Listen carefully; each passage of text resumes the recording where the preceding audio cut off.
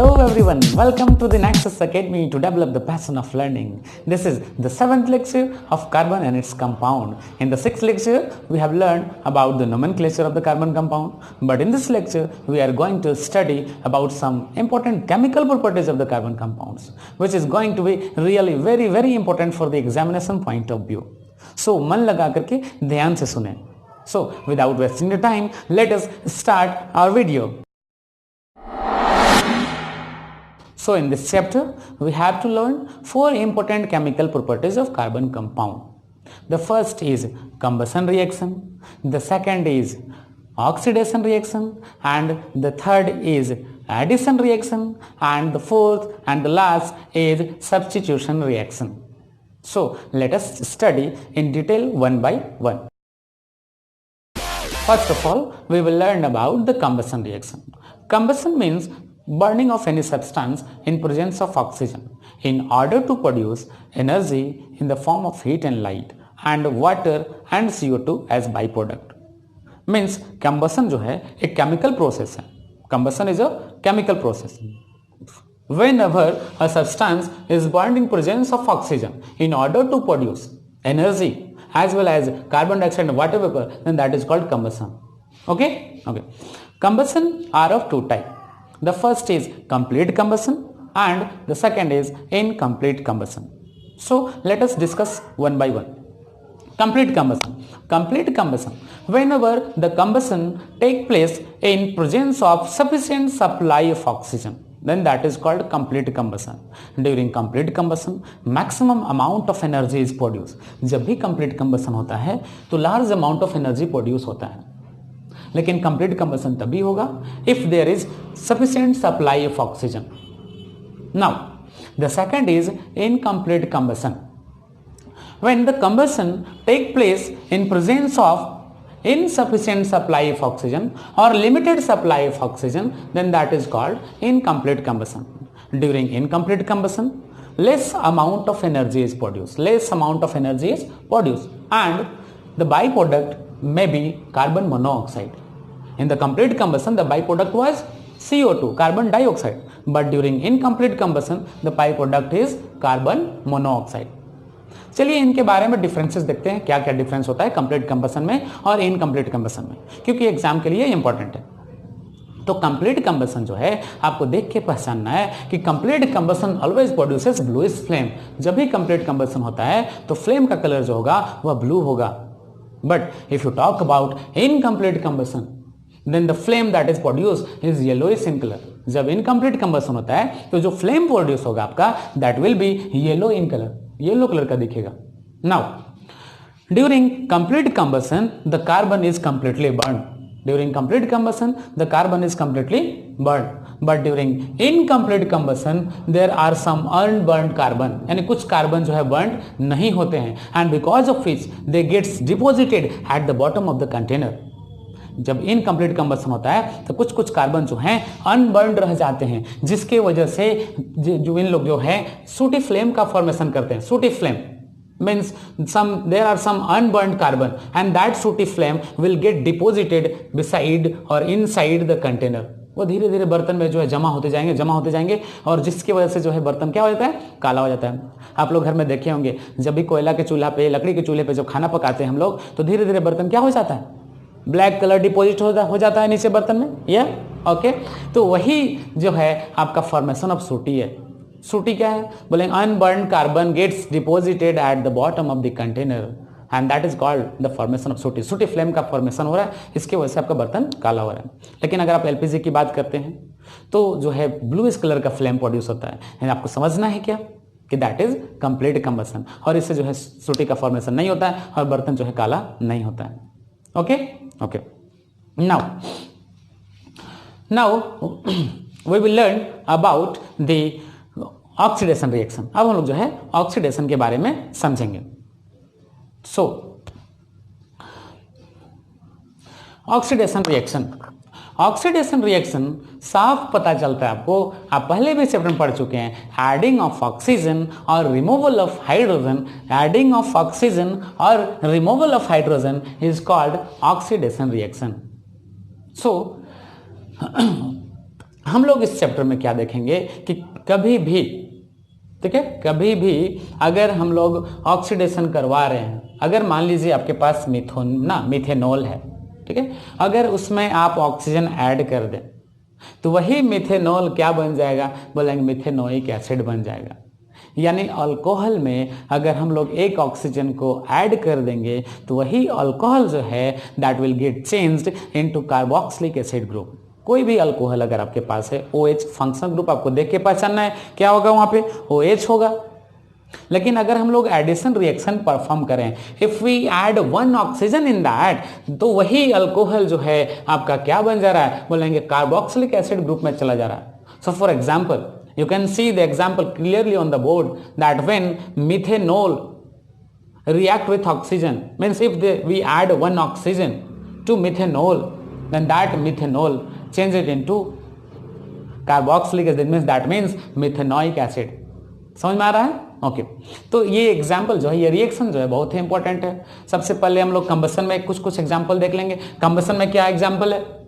Combustion में example ये है कि जब भी कंबशन होता है, किसी भी हाइड्रोकार्बन को अगर आप बर्न कर रहे हैं तो आपका क्या फॉर्मेशन कर रहा है, CO2 का फॉर्मेशन कर रहा है, वाटर वेपर का फॉर्मेशन कर रहा है और साथ ही साथ एनर्जी का फॉर्मेशन कर रहा है। चाहे वह कोई भी हाइड्रोकार्बन हो, चाहे वह मीथेन हो, इथेन हो, प्रोपेन हो, ब्यूटेन हो, सभी के साथ यही देखने को मिलेगा आपको, कोई भी डिफरेंट नहीं होगा। सारे के सारे जो हैं प्रोडक्ट जो बनाएंगे सेम प्रोडक्ट बनाएंगे। The product will be similar in all the cases. कभी भी किसी को बर्न करेंगे आप तो कंबशन में सारे में प्रोडक्ट क्या आएंगे, सेम आएंगे। Means whenever a substance goes under combustion, whenever a hydrocarbon goes under combustion, then that produces carbon dioxide, H2O that will water vapour and energy in the form of heat and light. लेकिन हम लोग अब clear यहां तक। लेकिन oxidation में क्या देखेंगे कि जब भी अगर हम लोग ऑक्सीजन ऐड कर रहे हैं, मान लीजिए पहले से था मिथेनॉल और ऑक्सीजन उसमें आप ऐड कर दिए तो बन गया मिथेनोइक एसिड। सेकंड एग्जांपल, अगर सोचिए, ध्यान सोचिए, अगर हम लोग पहले से इथेनॉल है, एक ऑक्सीजन ऐड कर दे रहे हैं यहाँ पे, तो यही इथेनॉल क्या बन गया, ethanoic acid. Very good, ethanol ethanoic acid. अगर प्रोपेनॉल है तो क्या बन जाएगा, प्रोपेनोइक एसिड। क्लियर? तो ये है आपका ऑक्सीडेशन रिएक्शन। हम लोगों ने अभी क्या पढ़ा, कंबशन भी पढ़ लिया, ऑक्सीडेशन भी पढ़ लिया। Now we will talk about that is addition reaction. हम लोग एडिशन रिएक्शन के बारे में अब पढ़ेंगे। The word addition means adding of something. तो एडिशन रिएक्शन में देखिए, addition means adding of hydrogen. यहाँ पे हम लोग हाइड्रोजन को ऐड करने के बारे में पढ़ेंगे। यहाँ पे जो है हम लोग को हाइड्रोजन को ऐड करने के बारे में पढ़ना है। तो सोचिए कि अगर पहले से अनसेचुरेटेड हाइड्रोकार्बन्स है, वेदर दैट इज अल्कीन और alkyne, weather that is alkyne और अल्काइन, तो मान लीजिए पहले से अनसेचुरेटेड हाइड्रोकार्बन्स था। अगर इस हाइड्रोकार्बन में हम लोग हाइड्रोजन ऐड कर दें तो यही अनसेचुरेटेड हाइड्रोकार्बन क्या बन जाएगा, सेचुरेटेड हाइड्रोकार्बन बन जाएगा। लेकिन कैसे, बोलेंगे just by adding of hydrogen. Means if we will add hydrogen in any unsaturated hydrocarbons then that will become saturated. अगर हम लोग किसी भी अनसेचुरेटेड हाइड्रोकार्बन में हाइड्रोजन ऐड कर दें तो वह बन जाएगा सेचुरेटेड हाइड्रोकार्बन। क्लियर? या लेकिन यह रिएक्शन जो है किसी न किसी कैटलिस्ट के प्रेजेंस में हो पाता है। तो अब बात आती कैटलिस्ट क्या है, व्हाट इज कैटलिस्ट? तो catalyst are the substances which either increases or decreases the rate of reaction. Means catalyst can whether increase or decrease the rate of reaction. Catalysts are of two type, the positive catalyst and the negative catalyst. Positive catalyst क्या है, तो बोलेंगे वह reaction के rate को fast कर देते हैं, और नेगेटिव कैटलिस्ट क्या है, रिएक्शन के रेट को स्लो कर देते हैं। तो हम लोग इसमें कैटलिस्ट का यूज कर रहे हैं। जनरली हम लोग निकल का या प्लेडियम का यूज करेंगे, निकल या तो प्लेडियम का। तो ये जो है आप दिमाग में बैठा के रखेंगे, ओके क्योंकि एग्जाम के लिए बहुत ही इंपॉर्टेंट है। Which catalyst is use during the addition reaction, यानी किसी भी अनसेचुरेटेड हाइड्रोकार्बन को जब सेचुरेटेड बनाना होता है तो हाइड्रोजन ऐड करना पड़ता है, लेकिन उसके लिए कैटलिस्ट क्या यूज करेंगे, बोलेंगे निकल या तो Palladium. These are the catalysts that are used during the addition reaction. समझ में आ रहा है? हाँ, अब बात आती है कि हाइड्रोजन ऐड कर रहे हैं हम लोग, आप ध्यान दे रहे होंगे कि हाइड्रोजन ऐड कर रहे हैं, तो यही हाइड्रोजन ऐड करने की वजह से इसे हाइड्रोजिनेशन रिएक्शन भी कहते हैं। सो द हाइड्रोजनेशन रिएक्शन का डिफिनेशन क्या है, बोलेंगे the adding of hydrogen in unsaturated hydrocarbons in order to get saturated hydrocarbons in presence of some catalyst whether that is nickel और palladium is called hydrogenation reaction.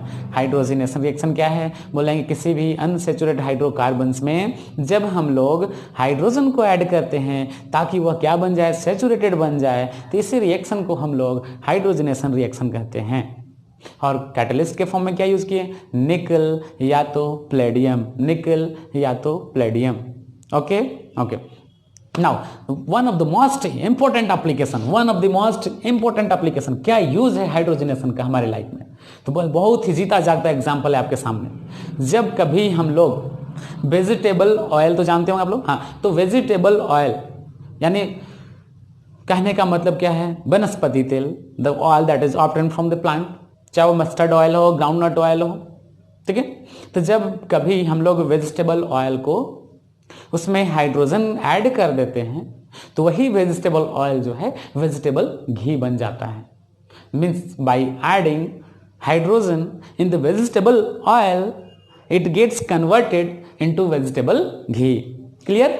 Okay, तो देखिए example, जिस डालडा एक brand है बहुत, हाँ देखिए डालडा के बारे में तो हम लोग सब जानते हैं, डालडा एक बहुत बड़ी ब्रांड है जो क्या करती है, वेजिटेबल ऑयल को वेजिटेबल घी में कन्वर्ट करती है, and just by adding of hydrogen. यानी पहले से वेजिटेबल ऑयल था क्या, बोलेंगे दैट वाज अनसेचुरेटेड हाइड्रोकार्बन्स, लेकिन वही अनसेचुरेटेड हाइड्रोकार्बन्स में हाइड्रोजन ऐड करने के बाद वही बन गया सेचुरेटेड हाइड्रोकार्बन्स। मैं बोले तो कि ये जो वेजिटेबल ऑयल था यही वेजिटेबल ऑयल बन गया घी, वेजिटेबल घी। That means vegetable oils are unsaturated hydrocarbons, but by adding of hydrogen that gets converted into saturated hydrocarbons। तो बात आती है सेहत के बारे में, हेल्थ के बारे में। तो हमारे हेल्थ के लिए अनसेचुरेटेड हाइड्रोकार्बन्स ज़्यादा बेटर हैं as compare to saturated hydrocarbons. यानी हम लोग तेल खाना पसंद करते हैं, ऑयल खाना पसंद करते हैं, and they are unsaturated hydrocarbons. लेकिन घी का ज़्यादा सेवन करने से, by the consumption of ghee, ज़्यादा घी अगर आप खाएंगे तो बॉडी में जो है फैट्स के फॉर्म में जो है स्टोर हो जाता है, और यही वेजिटेबल घी जो है that is saturated hydrocarbons. So the conclusion is that unsaturated hydrocarbons are good for our health, but the saturated hydrocarbons are bad for our health. Okay okay, now the last is substitution reaction. Substitution का मतलब ही है, हम लोग इस chapter में पढ़ेंगे क्या, कि किसी भी हाइड्रोकार्बन से हाइड्रोजन को सब्स्टिट्यूट करना है by using any other atom, यानी किसी भी हाइड्रोजन को आपको रिप्लेस करना है किसी दूसरे एटम से।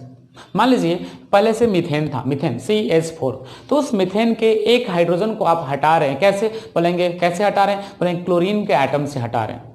अगर किसी मीथेन को रिएक्शन करवाया जाए किसके साथ, बोलेंगे क्लोरीन के साथ, Cl2 के साथ, कैसे बोलेंगे, इन presence of sunlight, in presence of sunlight.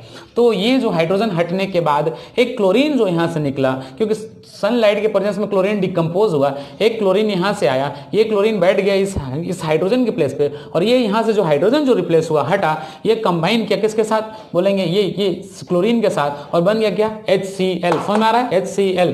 तो बोलेंगे ये जो था मीथेन से एक हाइड्रोजन हटा, उसके प्लेस से बैठ गया क्लोरीन, और H जो वहां से निकला आपको दिख रहा है साफ, वह H जो है क्लोरीन के साथ, एक क्लोरीन एटम के साथ कंबाइन करके बना लिया HCl, हाइड्रोक्लोरिक एसिड। तो ये जो आपका कंपाउंड जो मीथेन जो था बन क्या गया, क्लोरोमीथेन। क्या बन गया, CH3Cl, दैट इज क्लोरोमीथेन। ठीक है, फिर इसी रिएक्शन को, इस प्रोडक्ट को यानी क्लोरोमीथेन को फिर से इस रिएक्शन से अगर आप गुजारते हैं, if you pass that reaction once again in presence of sunlight, तो फिर से अगर हम लोग क्लोरोमीथेन को यानी CH3